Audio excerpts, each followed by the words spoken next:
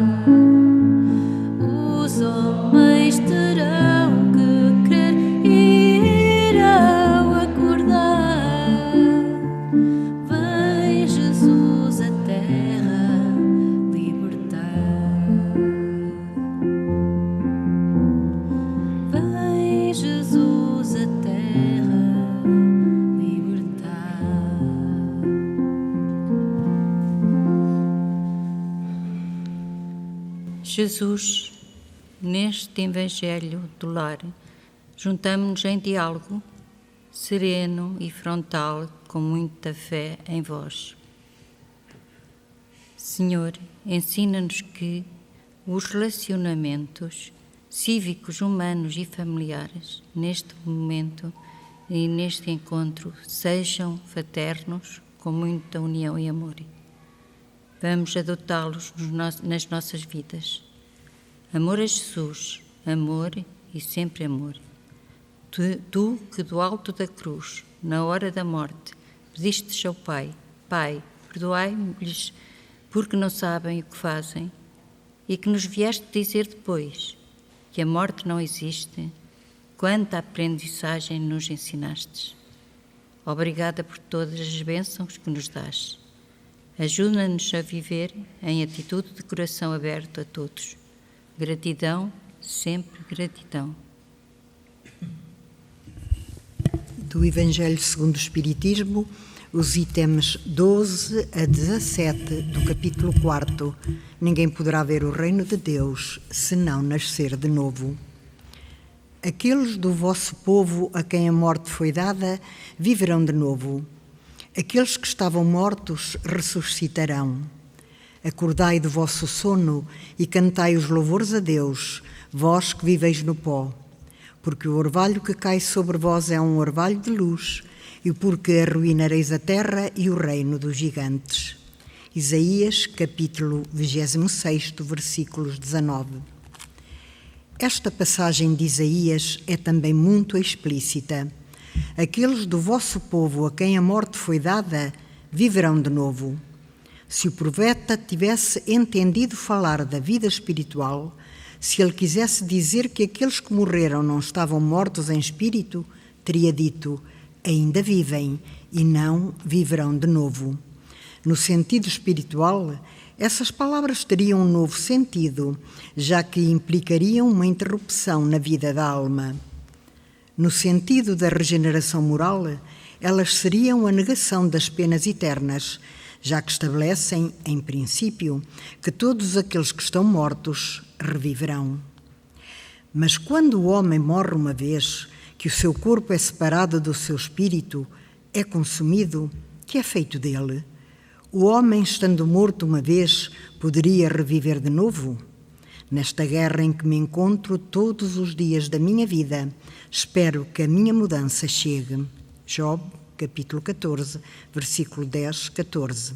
Tradução protestante de Lemaitre de Sacy. Quando o homem morre, perde toda a sua força, expira. Depois, onde está ele? Se o homem morre, viverá de novo? Esperarei todos os dias do meu combate até que me aconteça alguma transformação? Idem, tradução protestante de Osterwald. Quando o homem está morto, vive sempre. Acabando os dias da minha existência terrena, esperarei, porque voltarei de novo. Idem, versão da Igreja Grega. O princípio da pluralidade das existências é claramente expresso nestas três versões. Não podemos supor que Job tenha querido falar da regeneração pela água do batismo, que ele não conhecia certamente. O homem, estando morto uma vez, poderia reviver de novo? A ideia de morrer uma vez e de reviver implica a de morrer e reviver várias vezes. A versão da Igreja Grega é ainda mais explícita, se é possível. Acabando os dias da minha existência terrena, esperarei, porque a ela voltarei. Quer dizer, voltarei à existência terrena. Isto é tão claro como se alguém dissesse: saio de minha casa, mas a ela voltarei. Nesta guerra em que me encontro todos os dias da minha vida, espero que a minha mudança chegue. Job, evidentemente, quer falar da luta que suporta contra as misérias da vida. Espera a sua mudança, isto é, resigna-se. Na versão grega, esperarei parece mais aplicar-se a uma nova existência. Quando a minha existência terrena tiver terminado, esperarei, porque a ela voltarei. Job parece colocar-se depois da morte, no intervalo que separa uma existência de outra, e dizer que irá esperar o seu regresso. É então duvidoso que, sob o nome de ressurreição, o princípio da reencarnação fosse uma das crenças fundamentais dos judeus. que é confirmada por Jesus e pelos profetas de um modo formal, de onde se segue que negar a reencarnação é renegar as palavras de Cristo. As suas palavras serão de autoridade sobre este assunto, como sobre muitos outros, quando quisermos meditar sobre eles sem tomar partido. Mas a esta autoridade do ponto de vista religioso vêm acrescentar-se, do ponto de vista filosófico, as provas que resultam da observação dos factos. Quando dos efeitos se quer remontar às causas, a reencarnação aparece como uma necessidade absoluta, como uma condição inerente à humanidade, numa palavra, como uma lei da natureza. Ela revela-se pelos seus resultados de uma maneira, por assim dizer, material, como o motor escondido se revela pelo movimento. Só ela pode dizer ao homem de onde vem, para onde vai, porque é que está na Terra, e justificar todas as anomalias e todas as aparentes injustiças que a vida apresenta. Sem o princípio da pré-existência da alma e da pluralidade das existências, a maioria das máximas do Evangelho são ininteligíveis. É por isso que elas deram lugar a interpretações tão contraditórias. Esse princípio é a chave que lhe deve restituir o seu verdadeiro sentido. A mensagem da semana é a mensagem número 41 do livro Vem Comigo, psicografia de Arnaldo Costeira, pelo Espírito Maria Teresa Magalhães. Falência. Quando voltaste à Terra pela porta do nascer de novo, da reencarnação, propuseste vencer os desafios que o caminho apontado por Jesus te iriam colocar. De facto, o não voltes a fazer era o teu propósito, mas as vicissitudes da vida, as tentações face ao envolvimento carnal, colocam-te a cada passo na iminência de falires no compromisso que assumiste contigo. Reflete, medita, vigia e ora ao Senhor da vida, pedindo-lhe forças e luz em tua vida, para que ao regressares à casa de onde saíste, possam sentir-te vencedor ou vencedora face a tantos momentos de indecisão e de luta. Não será fácil, crê, mas valerá a pena lutar até ao fim. Tempos passaram, e foram muitos, em que os homens interpretavam as instruções divinas de forma, muitas delas, de forma pessoal.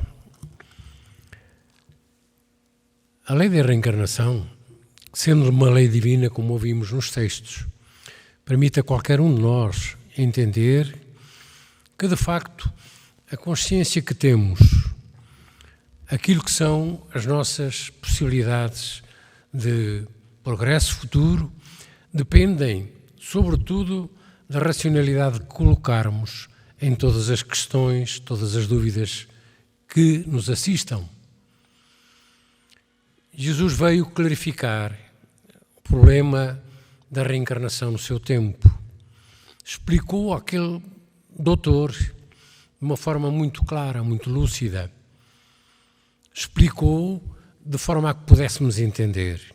E mesmo depois, na outra passagem, em que ele, depois da transfiguração, diz que Elias veio no corpo de João, mesmo aí, ele é explícito naquilo que as anotações dos evangelistas colocam em termos da lei superior, da lei da reencarnação. É difícil para nós, para aqueles homens e mulheres que ainda hoje continuam a descrer das realidades da vida espiritual, aceitarem naturalmente o sofrimento e a dor, as dificuldades, as diferenças, sem o entendimento da reencarnação. Reencarnar é voltar ao corpo. Reencarnar é a dádiva de Deus para nos permitir continuar o progresso, o nosso progresso. Porque reencarnar é reencarnar o espírito num novo corpo, dando-nos Deus a oportunidade de podermos, nesse corpo, nesse novo corpo, trabalharmos o suficiente e o possível para resgatarmos eventuais erros do passado e para aprendermos. Estamos na Terra, nós que acreditamos profundamente, nesta racionalidade das coisas, para seguirmos em frente. E somos hoje convidados, aqueles que se consideramos ou que trabalhamos nesse sentido para sermos espíritas, para convidarmos outros irmãos e irmãs a sermos diferentes, a sermos melhores, mas sobretudo a entendermos as razões porque é que aqui estamos, porque é que sofremos, porque é que há tanta diferença. Reencarnar é, portanto, uma das leis superiores que as religiões, ou algumas das religiões, entenderam aromatizar, como se costuma dizer. É bom que sejamos defensores acérrimos daquilo que é a explicação de Jesus. Jesus é o nosso mestre, o nosso guia, é aquele que nós seguimos, é aquele como o nosso governador que nos dá as condições de um dia podermos ser cada vez mais senhores daquilo que são as esperanças e as felicidades que a todos nós estão prometidas. Nas leituras que escutamos hoje, chama a atenção para dois aspectos. Nos itens do Evangelho segundo o Espiritismo, é dito que a pré-existência da alma e a pluralidade das existências são a chave para muitas das máximas do Evangelho e são elas que nos ajudam a perceber e a interpretar realmente e de uma forma racional aquilo que Jesus nos quis transmitir. E também ainda nesse texto diz-nos que é importante sabermos de onde vimos, para onde vamos e aquilo que será, ao fim e ao cabo, o sentido da nossa existência, o porquê é que estamos na Terra. A reencarnação é efetivamente uma lei divina e a pré-existência da alma permite perceber porque é que muita gente tem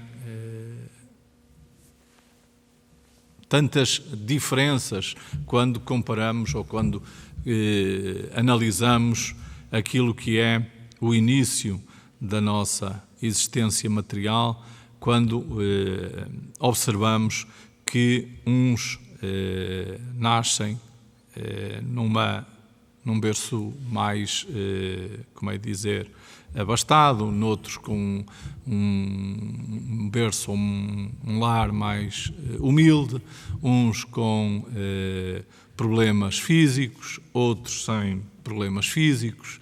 E, portanto, quando nós olhamos a tanta diferença entre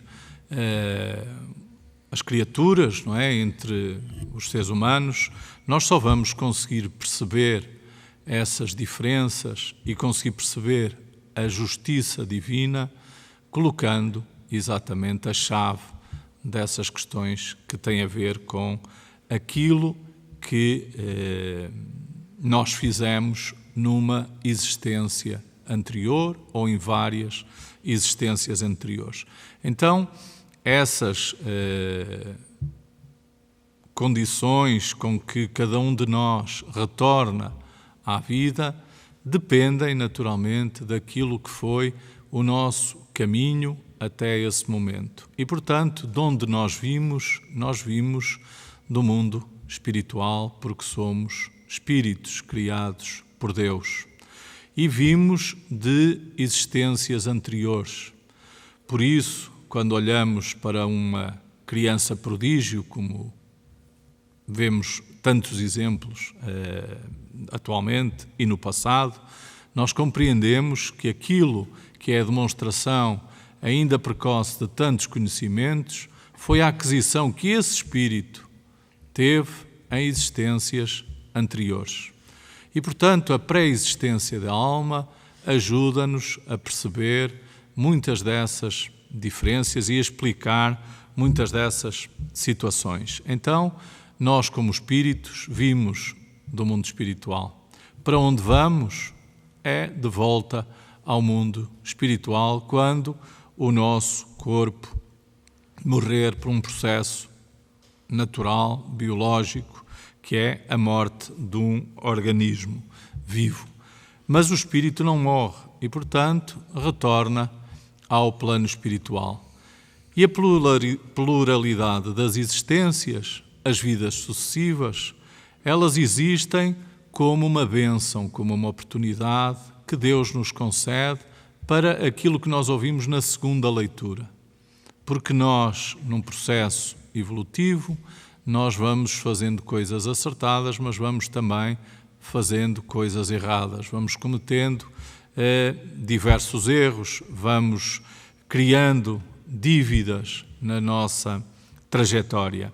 E então a reencarnação é uma oportunidade de nós recomeçarmos, nascermos de novo, voltarmos à carne, voltarmos ao corpo e mostrarmos que já não voltamos a fazer aquilo que fizemos de errado. Mas, conforme dizia esta leitura, nem sempre nós conseguimos, nem sempre nós nos lembramos daquilo que prometemos, daquilo que fizemos de errado e muitas das vezes reincidimos no erro, voltamos a errar. E a justiça divina, a lei de amor, permite que nós possamos recomeçar e não sermos condenados pelos nossos erros eternamente. Então, Deus, que é amor, que é Pai misericordioso, permite pela lei da reencarnação que nós possamos recomeçar tantas vezes quantas as necessárias para progredirmos, para evoluirmos, para conseguirmos aquilo que é o sentido da vida, que é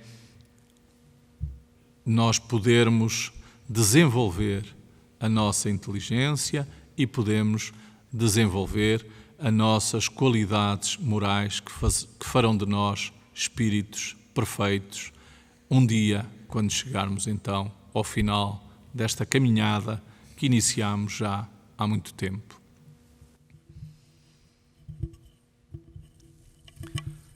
Vamos então avançar para a nossa irradiação.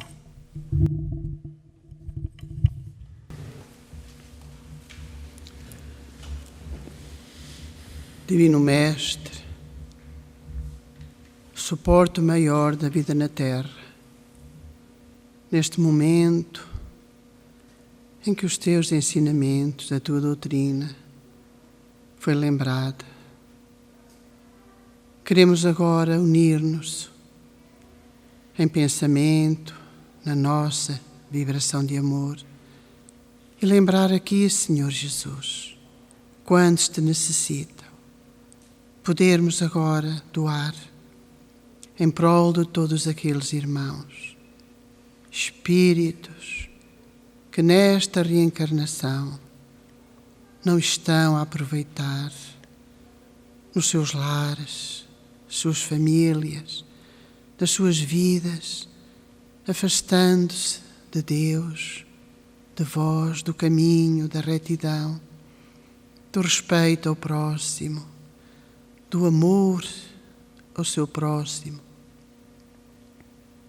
Nós lembramos, Divino Amigo, quantas necessidades no alívio da dor, no consolo a quem está em desespero, na solidão, na aflição profunda de ver os seus entes queridos, tantas vezes os filhos perdidos, no mundo do vício e do prazer, desrespeitando-se a si e à própria vida. Nestes momentos em que a vida na Terra, Senhor, está em grande convulsão, em grande transformação, a grande crise do amor, o amor que precisamos viver, mas que é tão desconhecido ainda. Apelamos ao vosso amor, Senhor, esse amor que cobre uma multidão de pecados. Atende esses irmãos mais carentes, mais necessitados, mais afastados da verdade, do caminho, do amor e do bem maior. Não podemos deixar de pedir-vos, Senhor, por todos aqueles irmãos desencarnados, agora, neste momento presente no lar de cada irmão, em perturbação, em sofrimento, que as falanges de amor possam atender as suas dores, envolvê-los e ajudar a criar ambientes serenos, de muita paz, para que estas famílias possam dialogar, aprofundar os teus ensinamentos e amarem-se verdadeiramente. Te rogamos, Senhor, toda a proteção, toda a envolvência da espiritualidade maior para esses momentos que o nosso planeta atravessa, ajudando a superar, ajudando a vencer o medo, a angústia, o desespero, a ansiedade. Vós conheceis as necessidades maiores. Aqui estamos, Senhor, querendo sempre ir buscar a vós, a luz para a nossa caminhada, a palavra, o conselho do Teu Evangelho para orientar a nossa vida e que saibamos sempre, gratos, valorizar tudo quanto nos ensinastes e ensinas, para assim todos podermos de mãos dadas caminhar ao Teu encontro. Paz, amor, compreensão. Necessitamos de vós, mas também que nos ajudes, e principalmente os que mais se afastam desta realidade, a viver em harmonia e a praticar no dia a dia, para assim verem as suas dores mais aliviadas. Sê com todos, Senhor, e que as horas seguintes sejam de paz, de calma, de tranquilidade para o espírito. Sê com todos os necessitados do mundo e que o Teu amor, Senhor, a todos toque. Que assim seja, Senhor.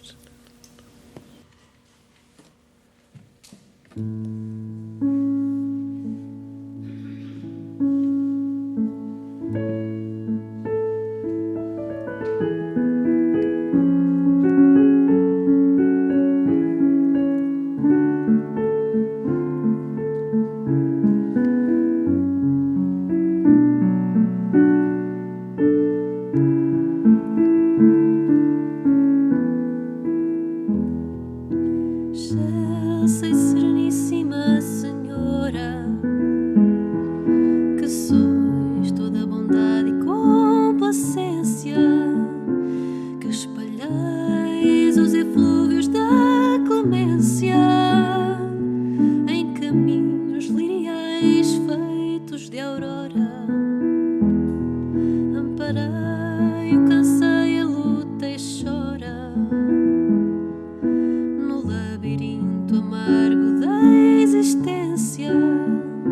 Sede nossa divina providência e a nossa proteção de cada hora.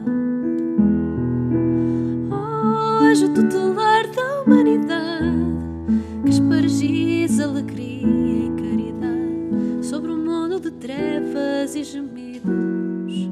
Vosso amor, que enche os céus ilimitados, é a luz dos tristes e dos desterrados, esperança dos pobres desvalidos. Excelsa e Sereníssima Senhora, excelsa e Sereníssima Senhora.